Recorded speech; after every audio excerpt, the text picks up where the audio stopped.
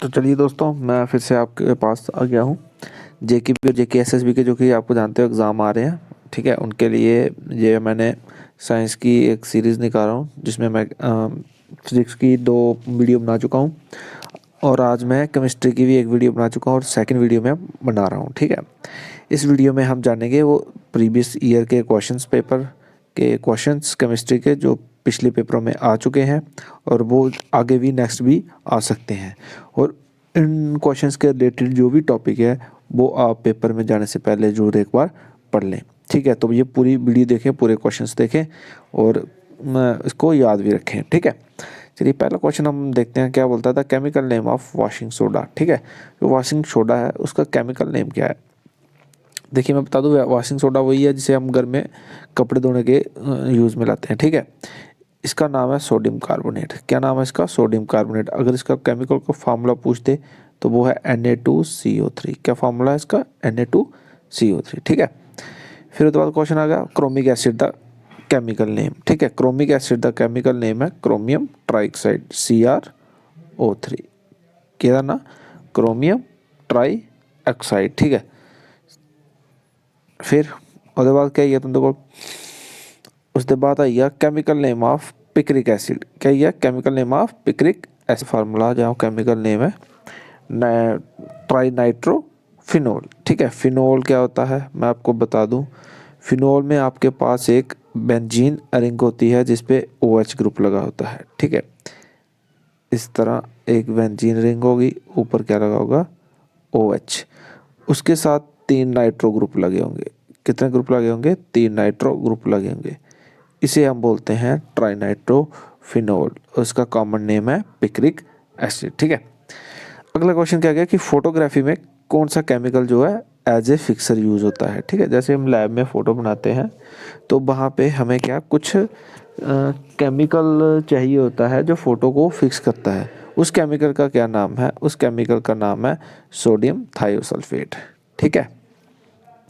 अगला क्वेश्चन है कि what are use to control chain reaction in nuclear reactor. देखो न्यूक्लियर रिएक्टर एक क्या है? प्लांट होता है जिसके प्लांट नहीं, पेड़ व पौधों वाला प्लांट नहीं है। न्यूक्लियर प्लांट एक फैक्ट्री की तरह काम करता है जहाँ पे हम न्यूक्लियर रिएक्शन करवाते हैं। उस न्यूक्लियर रिएक्शन को कंट्रोल करने के लिए कौन सी चीज़ यूज़ की जाती है? उसके लिए यूज़ किया जाता है कैडमियम रॉड। क्या यूज़ किया जाता है? कैडमियम रॉड, ठीक है। अगला क्वेश्चन क्या है कि सनलाइट क्लोरोफॉर्म इन sunlight chloroform converted into poisonous gas. देखिए क्लोरोफॉर्म है जिसे हम किसी भी चीज़ को बेहोश करने के लिए इंसानों को यूज़ करते हैं, उसे हम क्लोरोफॉर्म कहते हैं। अब अगर इसे मैं धूप में रख दूँ, क्या कर दूँ इसको मैं धूप में रख दूँ, तो उसमें से कौन सी पॉइजनस गैस बन जाएगी? उसमें बनेगी फॉस्जीन, ठीक है। अगर ये फॉस्जीन आपने ज़्यादा सूंघ ली तो इससे आपकी डेथ भी हो जाएगी, ठीक है। अगला क्वेश्चन आ गया कि विटामिन जो हमारा है कौन सा है जिसमें कोबाल्ट होता है। तो कोबाल्ट किस में होता है? विटामिन B12 में। किस में होता है कोबाल्ट? विटामिन B12 में, ठीक है। नेक्स्ट क्वेश्चन आ गया dash is one of the most common preservative. देखो प्रिजर्वेटिव क्या होता है पहले ये समझ लो। प्रिजर्वेटिव मतलब जो चीज़ों को बचा के रखे, ठीक है। जैसे हमारा पैकिंग फूड होता है उसे हम बड़ी देर तक इस्तेमाल कर सकते हैं। क्यों कर सकते हैं? क्योंकि वो जल्दी स्पॉइल नहीं होता, ठीक है। वो स्पॉइल ना हो उसमें हम क्या यूज़ करते हैं, इसलिए इसमें प्रिजर्वेटिव। तो कॉमनली जो सबसे ज़्यादा प्रिजर्वेटिव यूज़ होता है वो है बेंजोइक एसिड। क्या है वो? बेंजोइक एसिड, ठीक है। अगला क्वेश्चन क्या है कि विच कंपाउंड, ये दोनों बड़े इंपॉर्टेंट क्वेश्चन है। ये वाटर है, अगर उसके अंदर परमानेंट हार्डनेस है तो वो किस वजह से होगी, क्यों होगी? अगर पानी में सल्फेट और क्लोराइड्स हैं किसके? कैल्शियम के या मैग्नीशियम के, ठीक है। अगर कैल्शियम क्लोराइड है या मैग्नीशियम क्लोराइड है, कैल्शियम सल्फेट है या मैग्नीशियम सल्फेट है, उस वाटर को हम क्या बोलेंगे कि उसमें क्या है? परमानेंट हार्डनेस, ठीक है। फिर उसके बाद आ जाती है टेम्परेरी हार्डनेस। अगर किस पानी में कैल्शियम के बाइकार्बोनेट हैं या मैग्नीशियम के बाइकार्बोनेट हैं उसे हम बोलेंगे टेम्परेरी हार्डनेस। टेम्परेरी हार्डनेस हम सिंपल वाटर को बॉयल करके ठीक कर सकते हैं, लेकिन परमानेंट हार्डनेस हमें से सिंपली पानी गर्म करने से नहीं होगी। तो उसमें हमें कुछ चीज़ें डालना पड़ेंगी, केमिकल डालना पड़ेंगे अगर हमने से क्या करना है, उसकी जो परमानेंट हार्डनेस है उसको रिमूव करना है। ठीक है, ठीक। नेक्स्ट क्वेश्चन आ गया, देखो ये क्वेश्चन भी किस पे आ गया, ओर के रिलेटेड आ गया। ठीक है, बोलता है कि कॉपर कौन सी ओर से एक्सट्रैक्ट किया जाता है, निकाला जाता है। कॉपर दोस्तों निकाला जाता है कॉपर पायराइट से। ठीक है, कॉपर पायराइट ओर होगी किसकी, कॉपर की, जिससे हम कॉपर निकालते हैं। अब ये क्वेश्चन पूछ रहा है when there is dash dead organism are transform into petroleum and natural gas. क्या चीज़ चाहिए, ठीक है, जिसकी वजह से जो हमारे डेड ऑर्गेनिज्म है वो क्या हो जाएंगे, पेट्रोल या कोयल में कन्वर्ट हो जाते हैं, नेचुरल गैस में कन्वर्ट हो जाते हैं, सॉरी। अगर एयर की एब्सेंस हो, देखो एयर में ऑक्सीजन होती है, ऑक्सीजन किसी भी चीज़ को ख़त्म कर देती है, उसको एक किस्म का जला देगी एक किस्म का। ठीक है, लेकिन अगर एयर ही ना हो तो ऑक्सीजन भी नहीं होगी। ठीक है, अगर ऑक्सीजन नहीं हुई तो जो भी हमारे डेड ऑर्गेनिज्म है वो कन्वर्ट हो जाते हैं पेट्रोलियम और नेचुरल गैस में। ठीक है, जो हमें पेट्रोलियम और नेचुरल गैस मिलती है वो डेड ऑर्गेनिज्म से ही बनी हुई है। लेकिन वो बनी क्यों है, क्योंकि वो सारे के सारा धरती के बहुत ही नीचे है, तो नीचे ऑक्सीजन या एयर होती नहीं है, लेकिन वहाँ पे क्या होता है, प्रेशर बहुत ज़्यादा होता है। तो ये दोनों कंडीशनें चाहिए होती हैं किसी भी डेड ऑर्गेनिज्म को पेट्रोलियम में या नेचुरल गैस में कन्वर्ट करने के लिए। कौन कौन सी, एब्सेंस ऑफ ऑक्सीजन और हाई प्रेशर। ठीक, नेक्स्ट क्वेश्चन आ गया, deuterium is dash of hydrogen. जो हमारा ड्यूट्रियम है वो हाइड्रोजन का क्या है, वो हाइड्रोजन का आइसोटोप है। हाइड्रोजन का क्या है, आइसोटोप। अब मैं आपको ये बताऊं पहले आइसोटोप क्या होता है।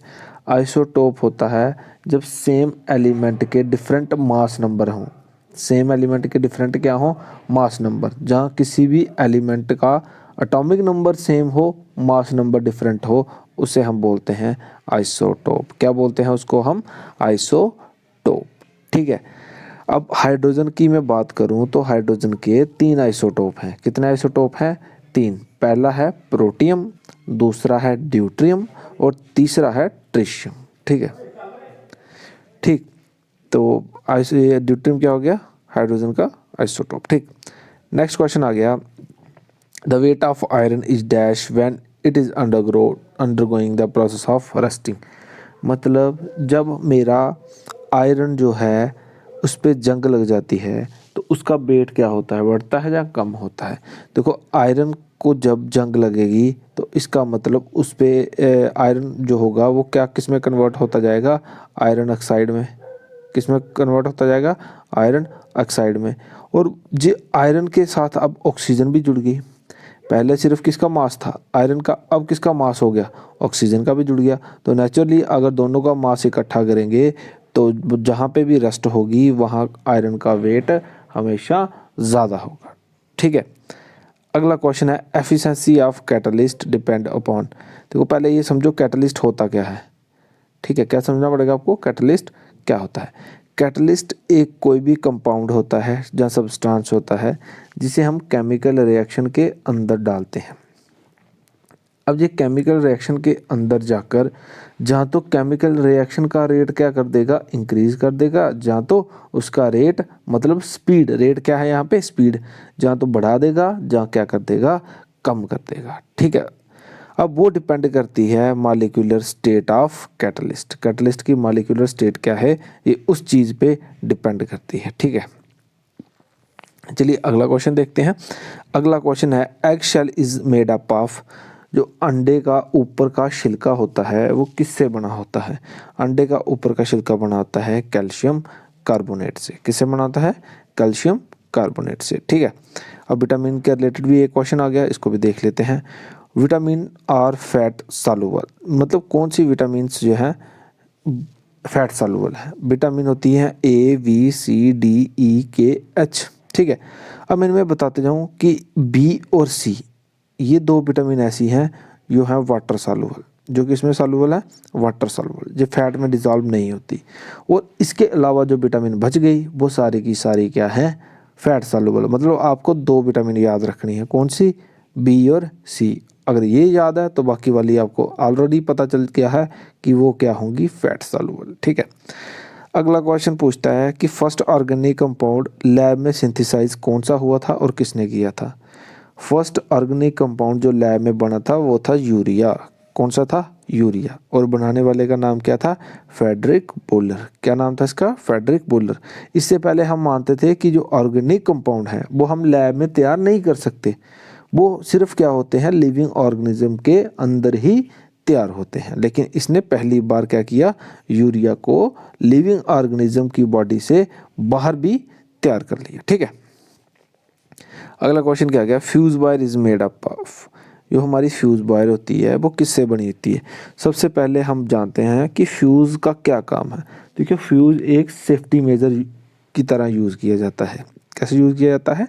Safety major. सेफ्टी मेजर मतलब जो चीज़ों की सुरक्षा करें। देखो, हमारे घरों में फ्यूज लगे होते हैं, उसके अंदर एक वायर होती है। ठीक है, जैसे ही बहुत एकदम से ज़्यादा करंट फ्लो कर जाए उस वायर में, तो उस वायर का जो मेल्टिंग पॉइंट होता है वो बहुत ही कम होता है।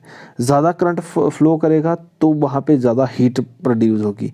जैसे ही हीट प्रोड्यूस ज़्यादा हुई तो वो वायर क्या हो जाती है, मेल्ट हो जाती है। तो कनेक्शन क्या हो जाता है, ब्रेक डाउन हो जाता है। उसकी वजह से उसके आगे जितनी भी हमारी इलेक्ट्रिक एप्लियंस लगे होते हैं वो बच जाते हैं, जलने से सड़ने से बच जाते हैं। ठीक है, तो वो वायर किससे बनी होती है? वो वायर बनी होती है लेड और टीन से। किससे बनी होती है? लेड और टीन से। ठीक है, अगला क्वेश्चन आ गया, dash is use to coat galvanised iron. अब ये गैल्वेनाइज्ड आयरन क्या होता है? देखो, मैंने बताया था जैसे ऊपर कि लोहे को जंग लगता है। ठीक है, उस जंग को बचाने के लिए हम क्या करते हैं, आयरन पे किसी रिएक्टिव मेटल की कोटिंग चढ़ा देते हैं। उसी रिएक्टिव मेटल की जो कोटिंग है वो हम किस मेटल की चढ़ाते हैं मैक्सिमम? वो चढ़ाते हैं हम जिंक की। किसकी चढ़ाते हैं? जिंक की। और ये क्या करते हैं हम, इस तरह आयरन होगी, इसके ऊपर क्या चढ़ा देंगे? जिंक चढ़ा देंगे। आयरन अंदर रहेगा, जिंक बाहर रहेगा, तो उसकी वजह से जो एयर है वो आयरन के साथ कंबाइन नहीं हो पाएगी और उसको जंग नहीं लगेगा। ठीक है, इसके साथ मेरी ये वीडियो ख़त्म होती है। तो प्लीज़ मेरे चैनल को सब्सक्राइब कर लें और मैं इसी तरह नेक्स्ट वीडियो बनाते रहूँगा कि आपको जो हेल्पफुल होंगी आपके जेकेपी के एग्ज़ाम के लिए, जेके एसएसबी के एग्ज़ाम के लिए और भी कम्पिटिटिव एग्ज़ाम के लिए। वो इसी तरह के साइंस के क्वेश्चन पूछते हैं और मैं आपको बताता जाऊँगा। ठीक है, अगर किसी को भी कोई भी क्वेश्चन में कुछ पता नहीं चला तो वो कमेंट करके पूछ सकता है। Okay, thank you.